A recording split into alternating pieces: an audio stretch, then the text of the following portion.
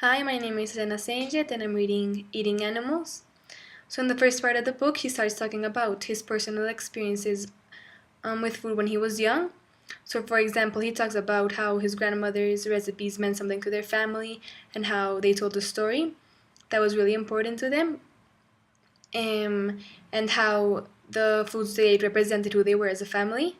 So, I was able to relate to this part of the book because some foods make me remember members of my family or really mean something to my family.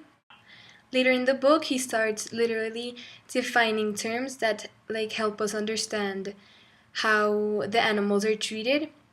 For example, he defines downer, which is an animal that collapses from bad health. And in this chapter of the book, honestly, I got really bored because there were just terms and terms, and some were interesting, but some were just boring. So I didn't really like that part of the book. But he uses a lot of logos to explain to us why he decided to turn vegetarian.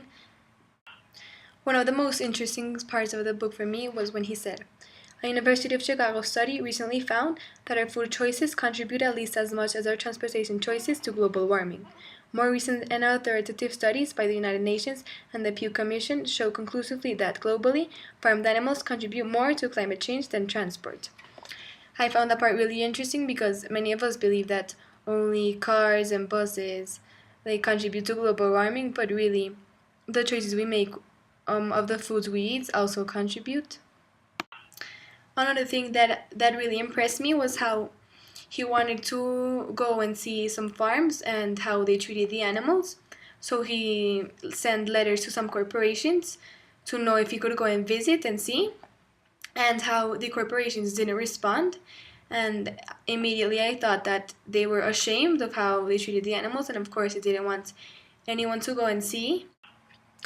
Later on in the book, when he says he actually had to break into the food corporations to see how they worked and how many chicken they kept in a small place and how they were kept in so bad conditions, I was able to connect this part of the book with the documentary Fooding.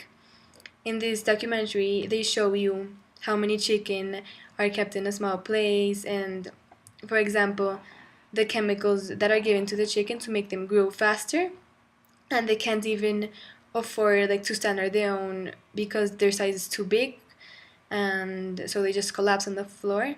And for a moment, you really want to become a vegetarian because you see how these animals are kept in such a bad condition.